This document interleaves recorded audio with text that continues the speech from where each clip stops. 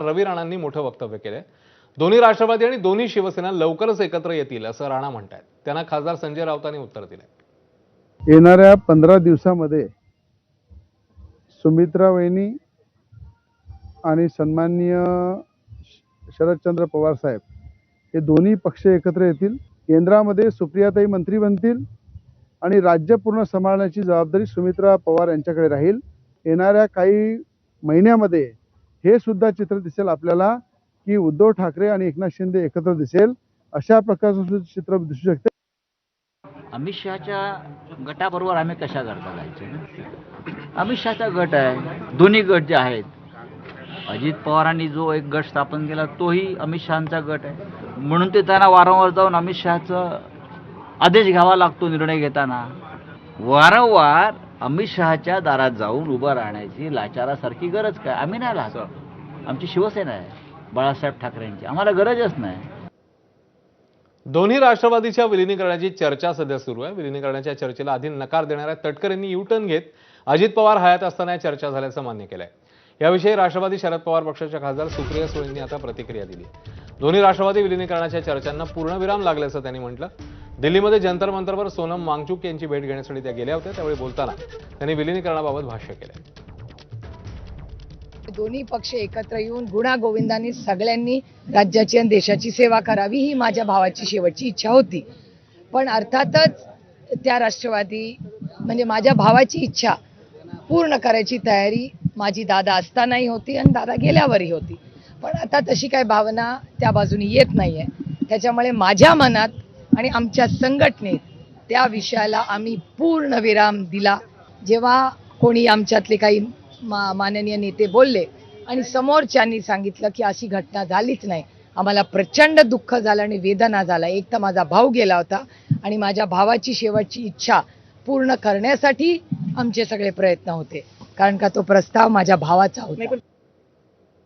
राज्यामध्ये विशेष सखोल मतदार यादी पुनरावलोकन प्रक्रियेला 10 दिवसांची मुदतवाढ देण्यात आली आहे।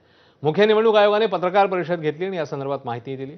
याआधी 29 जुलैपर्यंत मुदत देण्यात आली होती, जी आता 10 दिवसांनी वाढवण्यात आली आहे। त्यामुळे बूथ लेव्हल अधिकारी 8 ऑगस्टपर्यंत घरोघरी जाऊन मतदार याद्यांची पडताळणी करतील। याआधी ही प्रक्रिया 23 जुलैपर्यंत पूर्ण करण्यात येणार होती। या प्रक्रियेसाठी 10 दिवसांचा अतिरिक्त कालावधी मिळाला आहे। आता मसुदा मतदार यादी प्रसिद्ध करण्याची तारीखही बदलली आहे। 17 ऑगस्ट रोजी मसुदा मतदार यादी प्रसिद्ध होईल, यापूर्वी ती 5 ऑगस्टला प्रसिद्ध होणार होती। आता बातमी आहे केतन अग्रवाल हत्या प्रकरणासंदर्भातली। पुण्याच्या लोहगडावरील केतन अग्रवाल हत्या प्रकरणाला आता महिना होत आलाय।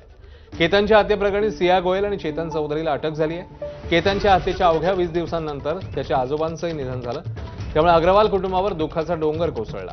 या धक्क्यातून केतनचं कुटुंब अजूनही सावरलं नाहीये।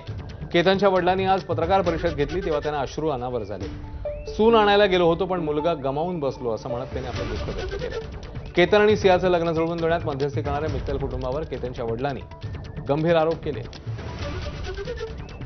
हे जे लग्न ठरवलं होतं ते माझे सख्खे चुलत मामा व मामी नरेंद्र जगन्नाथ मित्तल व रेणू नरेंद्र मित्तल हे दोघं मध्यस्थी होते। त्यांनी आम्हाला ॲश्युरन्स, गॅरंटी, आपण अजून काही शब्द असतील ह्याच्यातले ते घेऊन करायला पाहिजे की त्यांनी एवढी खात्री दिली आम्हाला की ही मुलगी तू आमचीच मुलगी समज। आजच्या परिस्थितीत तर मला असं वाटतं की त्यांना ही परिस्थिती माहीत होती आणि माहीत असताना हे केलंय त्यांनी। आमची फॅमिली तर हे मानते की ते जबाबदार आहेत ह्या सगळ्या गोष्टींना। मी माझ्या पोरासाठी एक सून आणायला गेलतो, आमच्या घरासाठी एक सून आणायला गेलो होतो, पण आज माझी परिस्थिती अशी आहे की माझा मुलगाच नाही राहिला आणि असल्या गोष्टी झाल्या माझ्यासोबत। कुठल्याही बापा संगत होऊ नये ही माझी सगळ्यांना देवाचरणी प्रार्थना आहे की जी घटना माझ्या मुलासोबत झाली, एक आपण कुठलीही मुलगी सून म्हणून घ्यायला गेलतो चांगल्या घराची, सगळं करून तिचं काय मॅटर होतं त्यांनी एकदा स्पष्ट नाही म्हणून सांगितलं असतं तर ही गोष्ट कधीची झाली असती। न्यायव्यवस्थेवर मला पूर्ण यकीन आहे। न्यायव्यवस्थेचा एकदम खूप छान काम चालू आहे, त्याच्यावर मला अविश्वासाचा विषयच नाही आहे। ते खूप व्यवस्थित काम करतायत। आता सियाचे आई वडील काय करतायत, ते आपल्या मुलीचा कसा बचाव करतायत हे मला जास्त माहिती नाही आहे। ते जे काय कळतंय ते मला मीडिया थ्रूच कळतंय, त्याच्यामुळे मी त्यांच्यावरती काही बोलू नाही शकत। कल्याण डोंबिवली परिसरात 7:45च्या सुमारास खंडित झालेल्या वीज पुरवठ्याने 3.25 लाख ग्राहक बाधित झाले. पडघामधून येणाऱ्या आणि पाल सबस्टेशनला